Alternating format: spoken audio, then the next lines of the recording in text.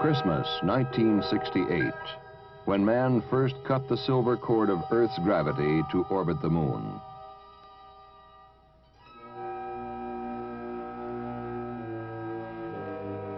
Saturn V had provided the power to take him there.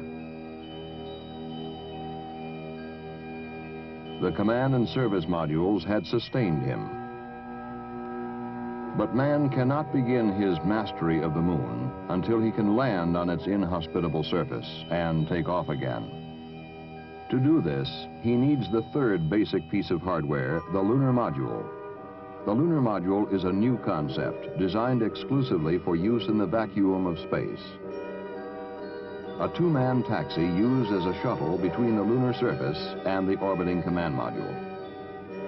But before men can use the Lunar Module as an operational lunar spacecraft, it must be tested in space, first in Earth orbit. This was the primary purpose of Apollo 9, the third manned Apollo mission. Jim McDivit, Dave Scott, Rusty Scweickart, three men to qualify this new machine, to make ready for the moon.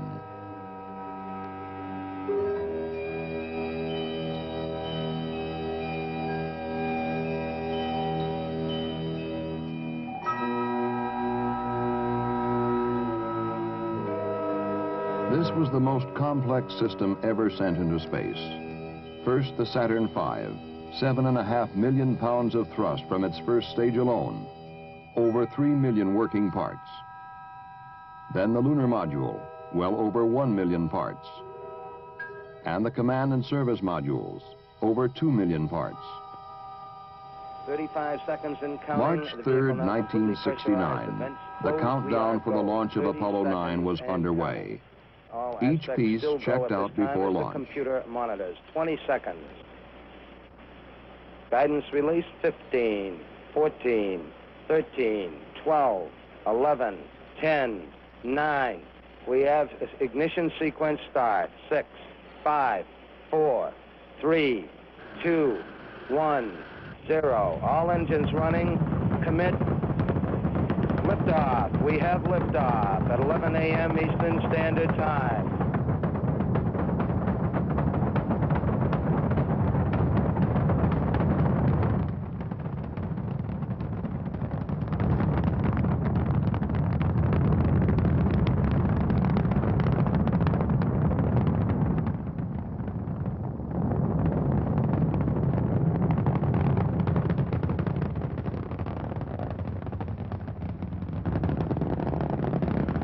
Apollo 9, you are go all the way. Everything looks good. Roger. And Apollo 9, at 5 minutes, everybody's happy as a clam here. Looking good. So are we. Very good. Once in orbit, the crew turned the command module around preparatory to the docking with the Lunar Module, which was still attached to the S-4B, the third stage of their launch vehicle. And this is Houston.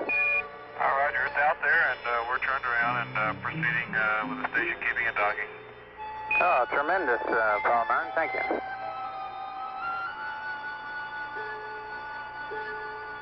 Go, Apollo 9. We're about 25 feet now on the closing point. Copy.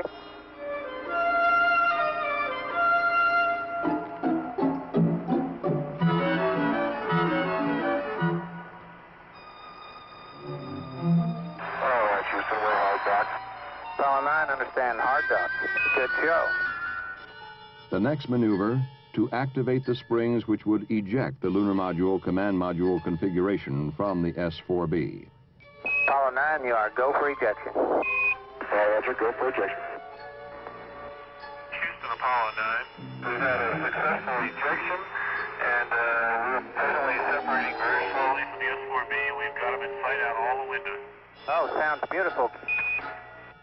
Next, the S-4B engine would be ignited to send it away from Apollo 9, away from possible interference with their complex mission. Apollo 9, Houston.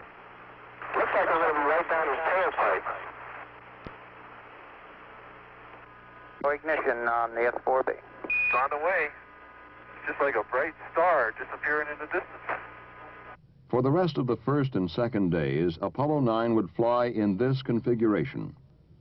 4 burns of the service propulsion system would optimize the orbit for the coming maneuvers. These burns could be roughly correlated to the mid-course corrections of a lunar mission. Then, on the third day, the crew cleared the tunnel connecting the command and lunar modules of the probe and drogue docking mechanism. This would open the tunnel for the transfer of McDivit and Scweickart from the command module to the lunar module. Houston, just for your info, tunnel clearing went pretty much according to plan.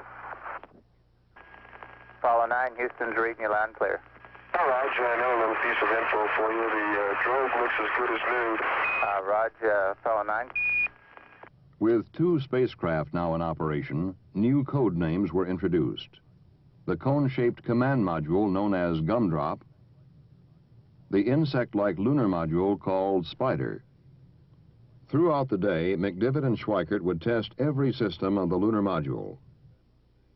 The major event of the day would be a burn of the lunar module descent engine. This engine, which will eventually be used for the actual lunar landing, would be under the manual control of spacecraft Commander McDivit for a large portion of the burn. Okay, there's ignition. Now, McDivit put on a virtuoso performance, playing the throttle of the lunar module, each variation of thrust a note in a technological symphony. Starting the throttle. 40%. Going down to 10%. Going back up to 40%. Going back down to 25%. Back up again. Okay, coming up to 40%. Throttle profile is complete. Just let it sit there. The engine so necessary for the lunar landing had performed flawlessly. Another burn of the service module engine would complete the day. But first, McDivit had a message. Okay, I've got to get something to eat. All I've had so far today is a little bag of fruit salad. I'm about to starve to death. Roger. It had been a busy time for the crew of Apollo 9, but it was only the beginning. The next day, McDivit and Scweickart returned to the lunar module. This time, Scweickart opened the front hatch and stepped onto the front porch, the first all-up test in space of the Portable Life Support System, or PLSS, and the suit to be worn on the moon. Okay, Spider, gumdrop. The hatch is open. No sweat. It's just swing. Expect it on the swing. Hey, I can see Rusty's foot. Can you see me wiggling my toes? Scweickart was attached to the lunar module only by a safety tether. With his own life support and communication systems, he was virtually an independent one-man spacecraft. His call sign as the third link in communications, Red Rover. Oh, boy, what a view. That's spectacular. It really is. Alone in the command module, hatch opened, Dave Scott also had work to do. Okay, Dave, come on out. Okay. I'm going to let the camera run here. Taking pictures of everybody taking pictures. Yeah, you want to retrieve the sample? Right, that's a good idea. Now, both Scott and Scweickart were retrieving experimental thermal samples attached to the exteriors of the lunar and command modules. Because of Schweikart's upset stomach the previous day, his extravehicular transfer from the lunar module to the command module, to be used if the transfer tunnel were blocked, was curtailed.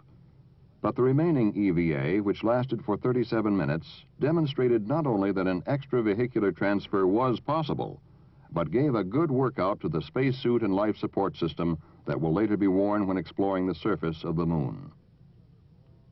It had been another long, hard day, the first and only EVA scheduled for Apollo until the exploration of the lunar surface. But the next day was the biggest test of them all. With McDivit and Scweickart in the lunar module, Scott alone in the command module, the 2 vehicles undocked.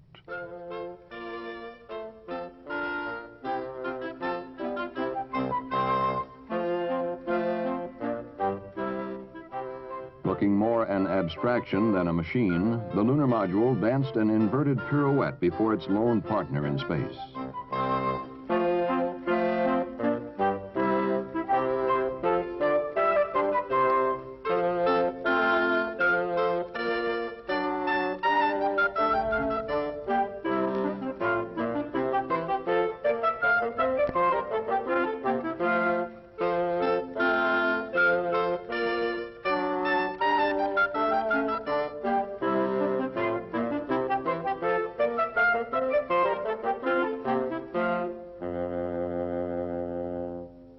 firing its descent engine, the lunar module would pull away from the command module to a distance of about 100 miles.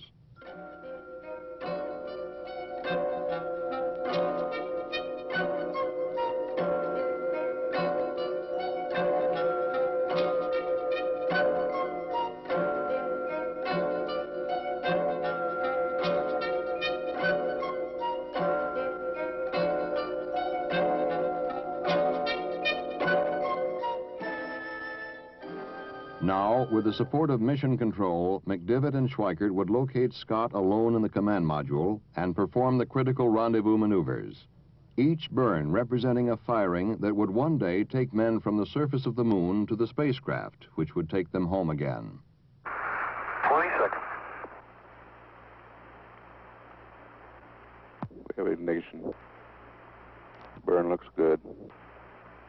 It's a good burn, Dave. Oh, very good. Thank you. The lunar module had left its bulky four-legged descent stage in orbit. Now only the ascent stage and crew would return. Each burn a step in a computerized choreography which would lead to the rendezvous. Oh,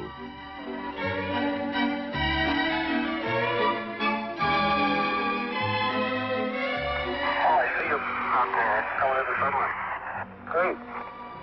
You're the biggest blast falling shooting star I've ever seen. Okay, we're 5 feet per second, about 610 feet. Okay. But you're upside down again. Hey, I was just thinking, one of us isn't right side up.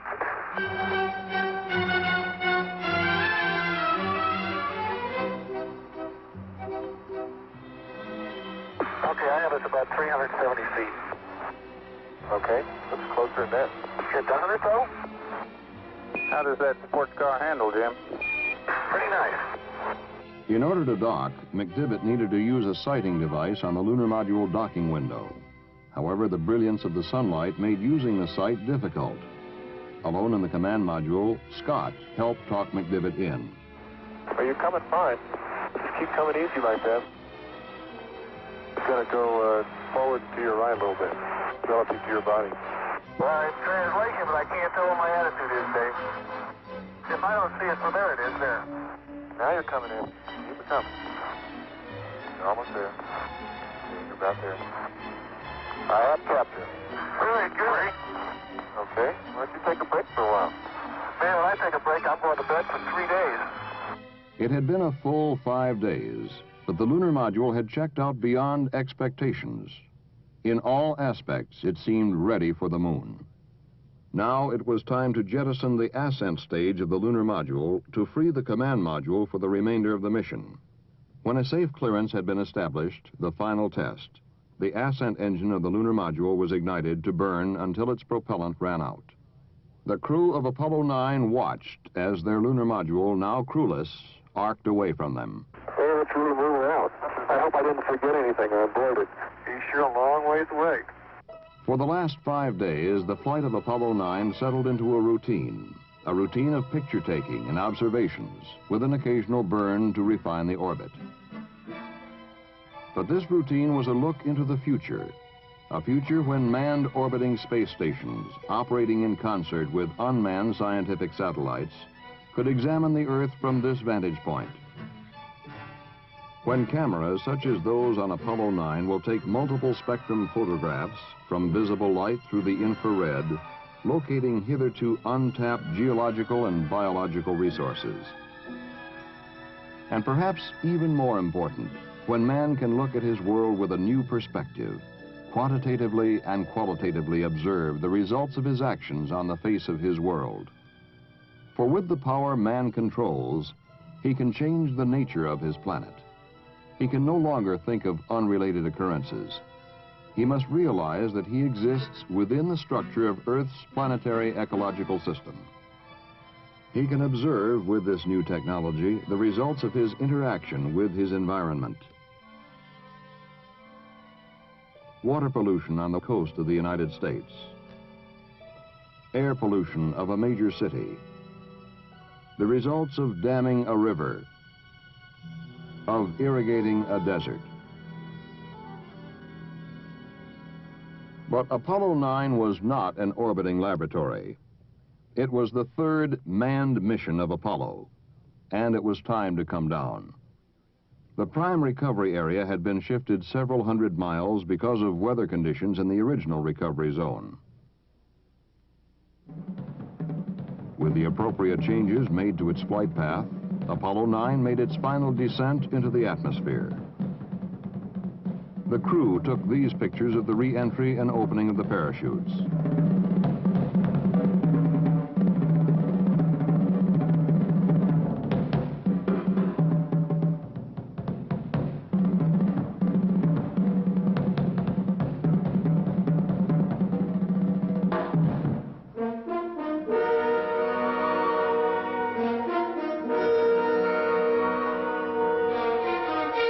The 10-day mission of Apollo 9 had met all its major goals.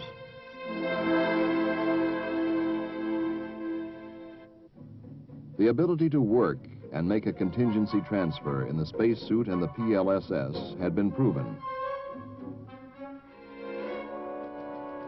The capability of the Lunar Module to fulfill its vital role in the exploration of the moon had been established.